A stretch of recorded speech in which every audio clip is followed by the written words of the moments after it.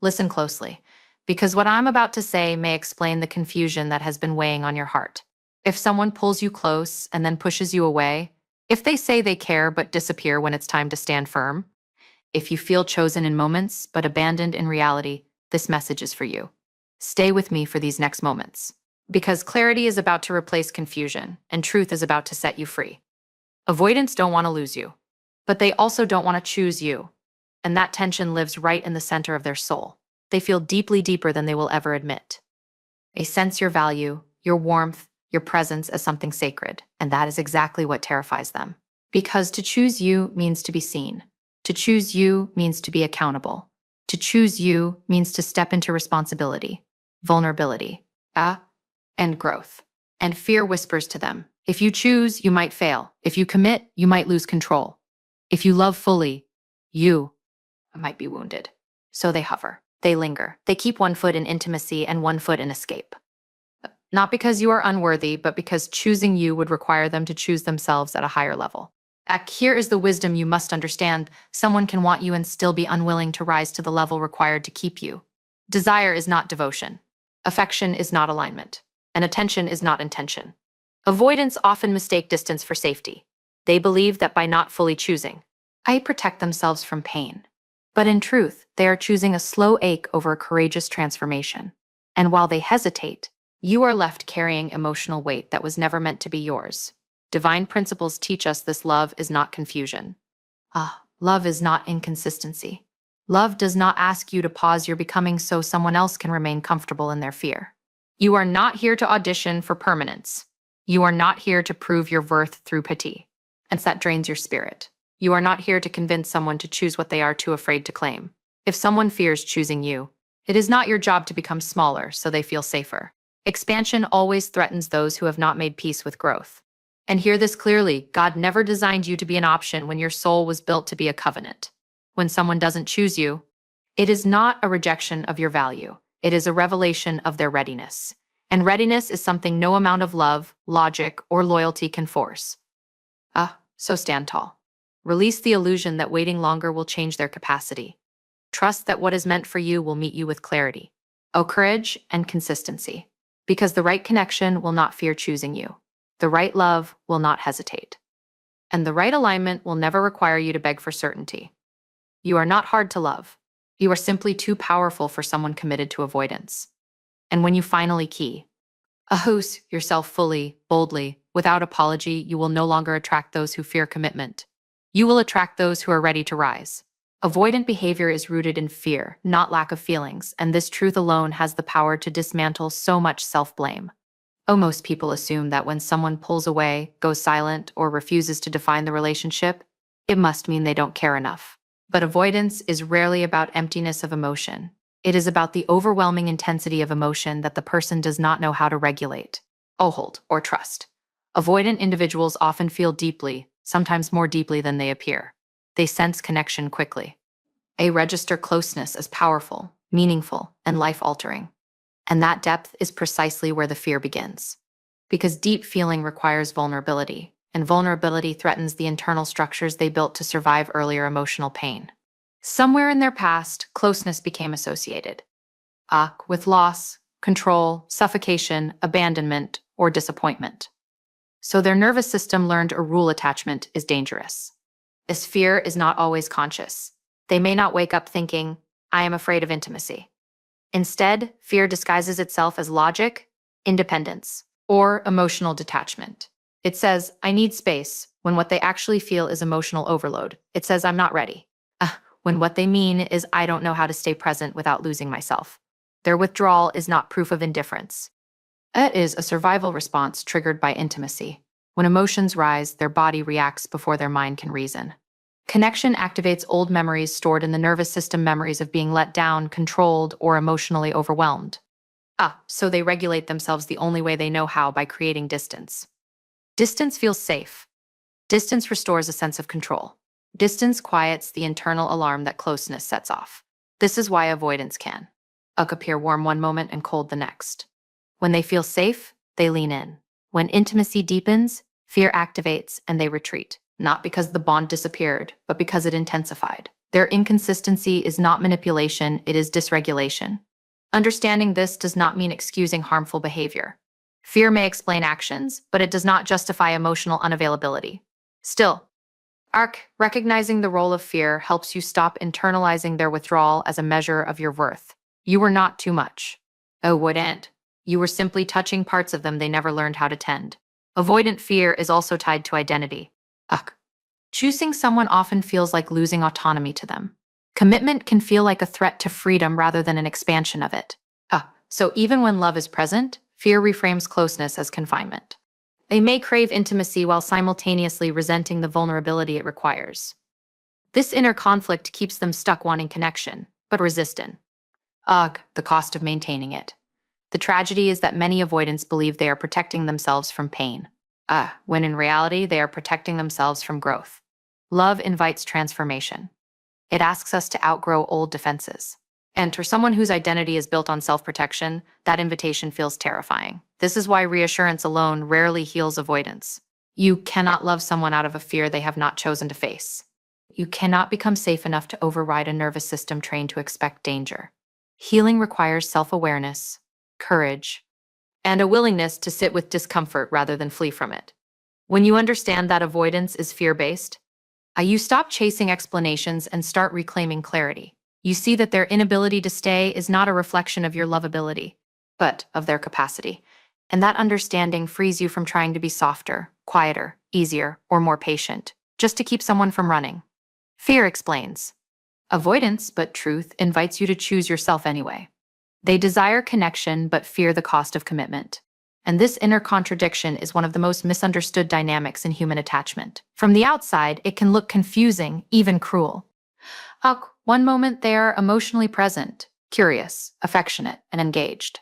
The next, they pull back, delay decisions, or avoid defining what the connection actually means. This push and pull is not accidental. It is the result of two opposing forces living in the same heart, the longing to be close and the terror of what closeness demands. Connection feels good to them. It soothes loneliness, affirms their worth, and awakens parts of them that feel alive and seen. In moments of intimacy, they experience warmth, excitement, and even hope. But commitment introduces weight. Commitment asks for consistency, accountability, and emotional presence even when it is uncomfortable. It asks them to show up not just when they feel inspired, but when they feel afraid, tired, or exposed. And that is where fear steps in. The cost of commitment, in their mind, is not just time or effort. It is the perceived loss of freedom, control, and emotional safety. To commit means to choose one path and close others. It means to be relied upon. It means that their actions now matter to someone else in a lasting way. For someone who has learned to survive by staying self-contained, that responsibility can feel suffocating rather than stabilizing. Many avoidant individuals grew up in environments where commitment was unpredictable or painful. Promises were broken. Love was conditional. Or emotional closeness came with expectations they could not meet. Over time, they learned to associate commitment with pressure and failure. So even when they want closeness, their nervous system reacts to commitment as a threat. Desire pulls them forward. Fear pulls them back. This is why they often prefer situationships, undefined connections, or relationships that stay in the realm of potential. Potential feels safe. Potential allows them to enjoy closeness without fully risking themselves. As long as nothing is defined, nothing can truly be lost. But the moment clarity is requested, where is this going? What are we building? Their fear of the cost becomes louder than their desire for connection. They may tell themselves they are being realistic, cautious, or independent. But underneath those rationalizations is a fear of being trapped in something they cannot emotionally sustain. They worry that once they commit, they will disappoint, be overwhelmed, or lose their sense of self. So instead of choosing fully, they hover in ambiguity, hoping to keep connection without the responsibility that gives it depth. For the person on the receiving end, this dynamic is exhausting. You feel close enough to hope, but distant enough to doubt. You sense that the feelings are real, but the follow-through is missing. And this is where misunderstanding often turns into self-blame. You start wondering if you are asking for too much, moving too fast, or being unreasonable when in truth, you are asking for what connection naturally evolves into. Desiring connection without embracing commitment creates imbalance. One person lives in emotional investment. The other lives in emotional hesitation. Over time, that imbalance erodes trust and self-worth. Because love that is not chosen becomes a source of anxiety rather than security. Understanding this pattern does not mean waiting indefinitely for someone to conquer their fear. It means recognizing that desire alone is not enough to sustain a relationship. Commitment is the bridge between feeling and action. Without it, connection remains fragile, easily disrupted by fear. When someone fears the cost of commitment, they are not incapable of love, but they are incapable of sustaining it in a way that is safe for both people. And recognizing that truth allows you to stop negotiating for clarity and start honoring your own need for stability, consistency, and chosen love. Mixed signals are a defense mechanism, not a strategy. And understanding this changes the way you interpret inconsistency. When someone sends confusing messages, warm one day, distant the next. Expressive in private, silent in public, it's easy to assume they are being manipulative or intentionally keeping you off balance. But for many avoidant individuals, mixed signals are not calculated moves. They are automatic responses generated by an internal conflict they have not resolved. At the core of mixed signals is emotional ambivalence. One part of them wants closeness, reassurance, and connection. Another part fears vulnerability, dependence, and emotional exposure. These two parts take turns driving behavior. When the desire for connection is dominant, they reach out, engage deeply, and create moments of intimacy that feel genuine and meaningful. When fear takes over, they retreat, minimize feelings, or act detached. The result is a pattern that feels unpredictable to others, but internally feels like self-protection. Their nervous system plays a major role in this inconsistency. Emotional closeness activates attachment needs that they learned early on to suppress. So when intimacy increases, their body may interpret it as danger rather than safety. Mixed signals emerge as the nervous system attempts to regulate itself, leaning in for connection, then pulling away to restore a sense of control. This is not conscious manipulation. It is regulation through distance. Many avoidants are not even aware they are sending mixed signals. Or from their perspective, they are simply responding to how they feel in the moment. They may genuinely mean the affectionate things they say when they say them, and they may genuinely need space when they withdraw. The contradiction lies not in dishonesty, but in a lack of integration between emotions and long-term intention. Mixed signals also function as a buffer. By staying ambiguous, they avoid making promises they fear they cannot keep. Ambiguity allows them to maintain access to connection without fully stepping into responsibility. If they never clearly choose, they never have to clearly fail. If expectations remain unclear, accountability feels optional. In this way, mixed signals protect them from both rejection and obligation. For the person receiving these signals, the emotional impact can be deeply destabilizing. Consistency is what builds safety. When words and actions don't align, the nervous system of the other person becomes hypervigilant, constantly scanning for meaning. You replay conversations, analyze tone shifts, and search for patterns that will help you feel secure. Over time, this can erode self-trust, because you begin to doubt your perceptions and minimize your needs just to preserve the connection. It's important to understand that while mixed signals are defensive, they are still harmful. Defense mechanisms explain behavior, but they do not transform it into something healthy. When someone's self-protection repeatedly comes at the cost of your emotional stability, the dynamic becomes unsustainable. Compassion does not require self-abandonment. Mixed signals persist because they temporarily work for the avoidant. They reduce anxiety, delay decision-making, and maintain connection without full exposure. But they also prevent depth, trust, and true intimacy from forming. Over time, this pattern creates frustration on both sides. One person feels pressured, the other feels neglected. Recognizing mixed signals as a defense mechanism allows you to stop personalizing the inconsistency. It helps you see that clarity is not something you can extract through patience, reassurance, or better communication alone. A clarity comes from internal readiness. Until someone is willing to face the fear driving their ambivalence, mixed signals will continue, regardless of how much you care or how gently you approach them. You see mixed signals clearly, you gain power. Not power to change them, but power to decide what you will tolerate. And that awareness is the beginning of emotional sovereignty. Avoidants often equate choosing someone with losing themselves. And this belief sits quietly beneath much of their resistance to commitment. To them, choice does not feel like expansion, it feels like erasure. When they imagine fully choosing a partner, their mind does not go to partnership or mutual growth. it goes to sacrifice, restriction, and the fear of disappearing inside someone else's needs and expectations. This fear is usually rooted in early experiences where individuality was not protected.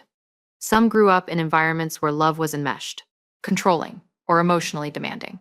Others learned that closeness meant having to perform, please, or carry emotional weight that was not age appropriate.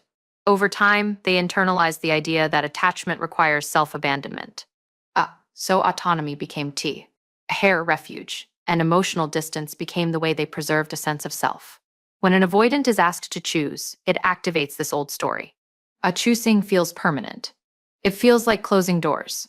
It feels like handing over power. Even when the relationship itself is healthy, the internal alarm does not distinguish between past and present. The body remembers what the mind has not healed. So commitment triggers fear not because the partner is unsafe, but because closeness once was. This is why they may fiercely protect independence, sometimes framing it as a core value or identity.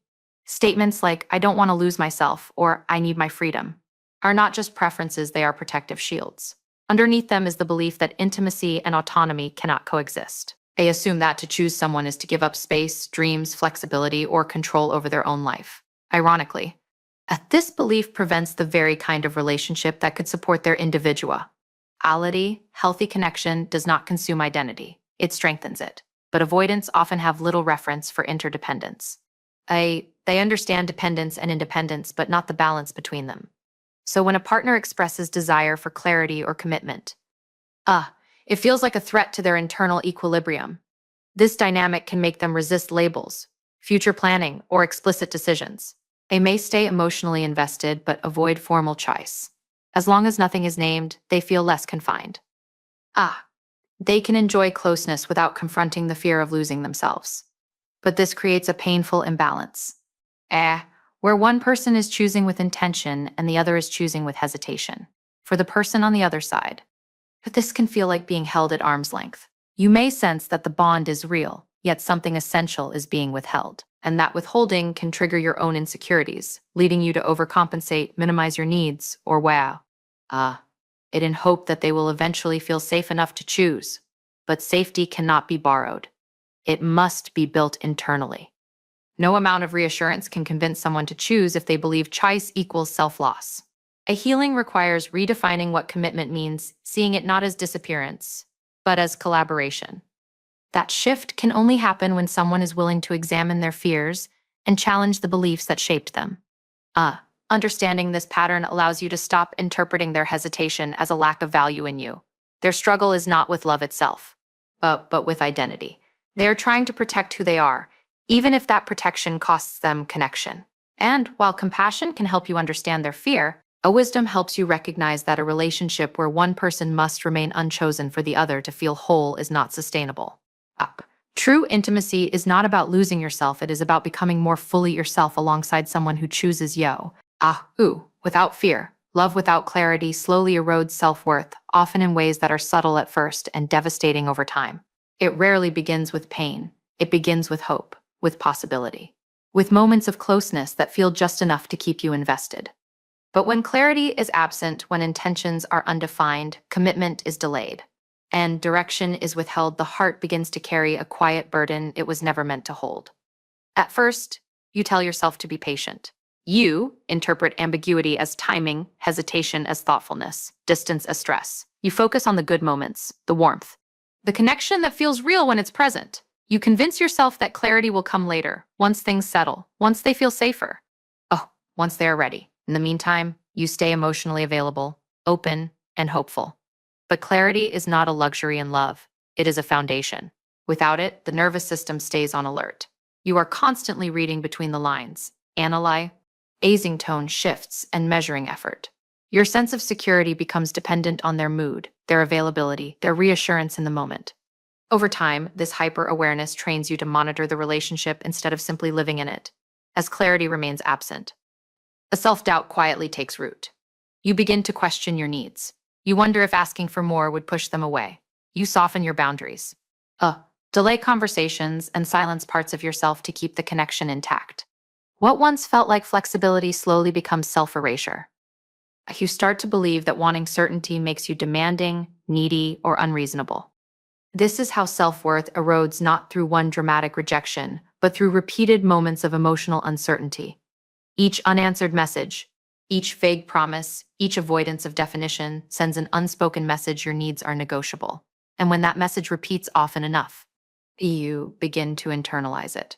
Love without clarity, also creates an imbalance of power. The person withholding definition holds the emotional leverage. They decide when closeness happens, when distance occurs, and when reassurance is offered. Meanwhile, you wait, adjusting your expectations to match their comfort rather than honoring your own. Waiting becomes a habit. And the longer you wait, the harder it becomes to remember that you are allowed to ask for more. The most damaging aspect is that you may still feel chosen in moments. There are glimpses of affection, connection, and intimacy that reignite hope. These moments make the absence of clarity even more confusing. You feel ungrateful for wanting more when they are clearly capable of warmth. But warmth without consistency does not create safety. It creates emotional whiplash. Over time, your self-trust begins to weaken. You ignore your intuition because acknowledging it would mean confronting a painful truth. You tell yourself stories to stay, they just need time. They've been hurt, E4, they care in their own way. And while empathy is a beautiful trait, when it comes at the cost of your self-respect, it becomes self-abandonment. Clarity does not mean certainty about the future. It means honesty in the present. It means knowing where you stand, what is being offered, and whether your emotional investment is being met with intention. Without that, love becomes a test of endurance rather than a source of nourishment. You were never meant to earn love through confusion. You were never meant to shrink your needs to maintain connection. Love that requires you to doubt your worth is not love that will help you grow. Understanding how lack of clarity erodes self-worth is not about blaming the other person. It is about reclaiming responsibility for yourself. Because the moment you recognize that uncertainty is costing you your sense of value, you gain the power to choose differently, to choose clarity, a dignity, and a love that meets you in the open. You cannot heal Samo by shrinking yourself, and this truth is often the most painful to accept for people who love deeply. When you care, your instinct is to adapt, to accommodate, to become softer around their wounds. You lower your voice around their fears. You minimize your needs so they don't feel pressured. You wait longer, ask less, and tell yourself that love means patience. But over time, what begins as compassion quietly turns into self-erasure. Shrinking yourself can look subtle. It looks like not bringing up the conversation you need because you don't want to overwhelm them. It looks like accepting inconsistency because you understand their past. It looks like staying quiet about your loneliness because you don't want to seem demanding. Each time you choose silence over honesty, you are not healing them. You are teaching yourself that your needs matter less. Healing is an internal process. It requires self-awareness, accountability, and the willingness to sit with discomfort. No one can do that. Work for another person. When you shrink yourself in hopes that they will feel safer, what actually happens is that the dynamic becomes unbalanced. One person grows smaller, the other grows more comfortable, and comfort rarely motivates change. Many people believe that if they just become easier to love, the avoidant person will finally open up. So they become more understanding and more flexible, more forgiving. They tell themselves that if they remove all pressure, all expectations, all emotional needs, the other person will eventually choose them freely. But love does not grow in the absence of truth. It grows where honesty and mutual effort exist. Shrinking yourself also reinforces avoidance. When you absorb the discomfort instead of naming it, the avoidant person is never confronted with the impact of their behavior. They are protected from consequences, and without consequences, there is little incentive to heal. Your self-sacrifice becomes the cushion that allows them to remain you. Unchanged, there is a difference between compassion and self-betrayal. Compassion says, I see your fear, and I care. Self-betrayal says, I will disappear so you don't have to face it. One honors both people. The other abandons one of them. Over time, shrinking yourself creates internal conflict. Your body feels the unmet needs even when your mind tries to rationalize them. Resentment builds quietly because parts of you know you are not being met. You may feel exhausted, anxious, or disconnected from yourself, even though you love them. This is the cost of trying to be the healer in a relationship where healing is not mutual. Love does not require you to dim your light so someone else feels less afraid of their shadows. Your authenticity, your needs, your boundaries are not obstacles to intimacy, they are the conditions for it. A relationship that can only survive when you are smaller is not a relationship that can sustain your growth. When you stop shrinking, you may fear that they will leave, and sometimes they do. But what leaves is not love, it is avoidance. What remains is your integrity. And integrity is the ground where healthy love eventually grows. You are not responsible for carrying someone into healing. You are responsible for honoring your own wholeness. And when you choose not to shrink, you send a powerful message to yourself and to others that love must rise to meet you, not ask you to disappear. Divine love calls for wholeness, not emotional half measures, and this principle cuts through confusion with quiet authority. Wholeness means presence without hiding, affection without withdrawal, intention without ambiguity. It does not demand perfection, but it does require honesty, courage, and willingness. Anything less may feel like love, but it slowly drains the soul rather than nourishing it. Emotional half measures often masquerade as love. They show up as partial availability, conditional effort, and selective vulnerability. Someone offers pieces of tea. Themselves attention when it's convenient, intimacy when it feels safe. A reassurance when they sense you pulling away but withholds the parts that require consistency and commitment. This creates a relationship that feels alive in moments and empty in structure. You receive fragments instead of fullness, hints instead of certainty. A vine, principles teach that love is meant to bring you into greater alignment with who you truly are. It expands your capacity to trust, to give, to receive. It strengthens your sense of self rather than weakening it. When love is whole, it brings peace even in challenge. When it is partial, it brings anxiety even in pleasure. The difference lies not in intensity, but in integrity. Half measures place the burden on you to fill in the gaps. You become the interpreter of silence, the translator of mixed signals, the stabilizer of emotional unpredictability. Instead of being met, you are managing. Instead of being cherished, you are compensating. Over time, it distorts your understanding of love itself. You begin to associate longing with love and uncertainty with depth. But divine love is not meant to keep you guessing, it is meant to ground you. Wholeness in love requires presence even when it is uncomfortable. It means showing up not only when emotions are high, but when vulnerability is required. It means choosing, not hovering. Divine love does not fear clarity because clarity honors truth. Avoidance thrives in ambiguity. Love thrives in light. Emotional half measures also disconnect you from your intuition. Your inner wisdom knows when something is incomplete. But hope convinces you to ignore it. You tell yourself that love takes time, that people grow at different speeds, that patience will be rewarded. And while patience is a virtue, patience that asks you to tolerate emotional absence is not love, it is endurance. Divine love never asks you to abandon yourself to prove loyalty. It never requires you to shrink your needs to make someone else comfortable. It invites you to stand fully in who you are, trusting that what is meant for you will meet you there. A wholeness recognizes wholeness. Fragmented love feels threatened by it. There is also a sacred responsibility in love, the responsibility to offer what you ask for. Divine alignment calls for reciprocity, not perfection.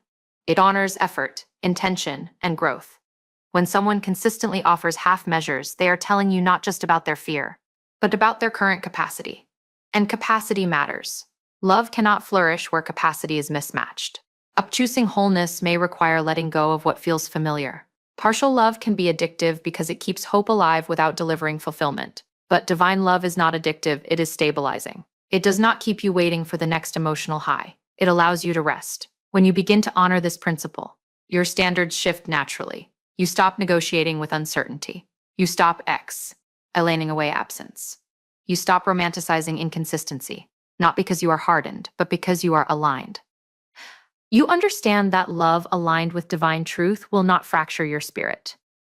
You were never meant to receive love in pieces. You were meant to be met fully, openly, and intentionally. And when you choose wholeness, you align yourself with a love that does not hesitate, withhold, or hide, because divine love always shows up whole. So as you walk away from this message, remember this truth: love that is meant for you will not confuse you, shrink you, or keep you waiting in fear. What is aligned with your destiny will meet you with clarity, courage, and wholeness, because real love chooses fully and shows up consistently. Honor your worth, trust your inner wisdom, and never settle for half measures where your soul requires fullness. Thank you for sharing this moment with me, for allowing truth to speak to your heart. Go forward grounded, awakened, and at peace. Goodbye. Ah.